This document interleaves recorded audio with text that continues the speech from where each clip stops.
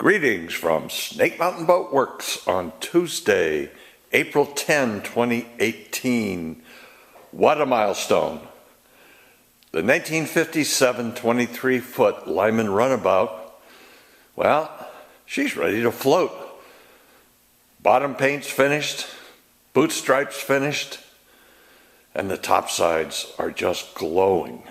There's nothing quite like the Interlux Premium Yacht enamel in semi-gloss white. This paint mimics the paint that Lyman originally applied to its hulls. You really don't want a high gloss white. No matter how much you work with fairing, it's virtually impossible to get the surface so absolutely perfectly smooth that blemishes would not appear in the reflection of high gloss paint. To recap what we've done to this point to the exterior of the hull, the entire hull was stripped to bare wood, every bit of it, from the keel to the gunwales, from the stem to the stern, including both the stem and the stern. We then refastened most of the strakes and filled all the countersinks with 3M premium marine filler. 4 coats, we went 4 passes, sanding and fairing between all applications till we had the surface just absolutely perfect. And one of the real challenges in doing this is keeping the edges of those lap strakes absolutely sharp and unblemished. Having done that, we applied 3 coats of Interlux pre-coat primer. We sand between coats. A lot of people have commented that, boy, I use that primer, it just doesn't seem to hide anything. Well, that's not really the point. The real point is you are creating a base for the finished paint. Now, in between the fairing and the primer, we actually applied, in this case, 4 coats of clear penetrating epoxy sealer. The CPES has multiple benefits, and it confers those to the materials you're working with, particularly in areas like these topsides, where your goal is a really hard, secure, aggressively adhering surface. The multiple coats of CPES actually, in addition to sealing the wood against rot, act as just about the best primer you could possibly have, because the CPES penetrates approximately 1/16 of an inch into the surface, maybe a bit further, depending on the nature of the wood itself. And as you add coats, you actually build up that surface. It gets really hard, and your primer, which in our case was the pre-coat,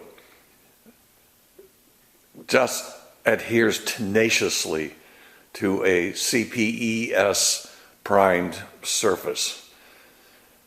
Once the pre-coat was applied and sanded fair to our satisfaction, we began applying the Interlux Premium Yacht enamel.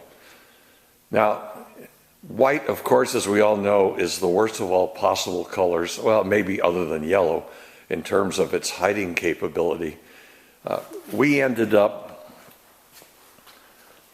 having applied 4 coats, and at that time we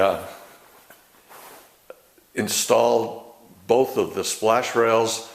They had been released. As is almost always the case, the interior surface of the splash rail absorbs water over time, and this one was no different, and it was pockmarked and not uniformly smooth as we want. So John used a very ingenious method for ensuring that the mating was without any voids. We taped wax paper to the hull itself, and then using plastic spreaders, spread Thixo two-part epoxy onto the mating surface of the splash rail itself, and actually installed it over the wax paper. Of course, there was a lot of squeeze out, and we cleaned all of that. Did a lot of work with Interlux 333 brushing liquid, and let it sit for 48 hours. Once we released the splash rails, we had an absolutely mating surface that came in contact with the strake at every point. We then installed the splash rails bedded in 3M 5200. We don't have to worry about those rotting anymore. So we finally ended up to get this kind of a result, applying 7 coats of the premium yacht enamel. And I think you'll have to agree that no, this is not a varnish surface, but this is a surface that is glossy, is smooth, and maybe in some ways, best of all, it is really tough. The owners of this old style Lyman will be able to enjoy her for years and years and years before this paint needs any attention.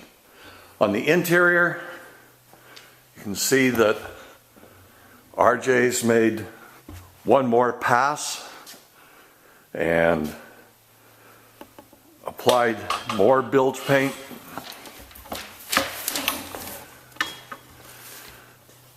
So our next step, well, I think our next step's pretty obvious as you look at the boat.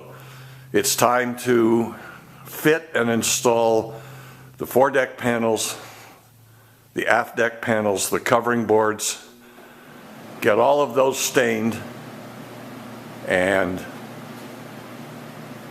sealed with clear penetrating epoxy sealer.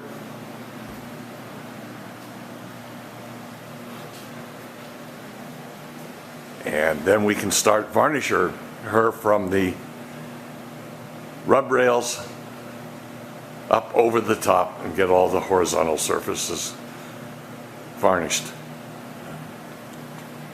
We will not apply the windshield, install the windshield, until we have all that varnishing done, because if you remember, in a Lyman, the windshield sits on the foredeck, and we wish to make sure that we have consistent varnished surfaces all the way back to the dash panel. So that's our update on a major milestone. Thank you so much. Bye-bye for now from Snake Mountain Boat Works.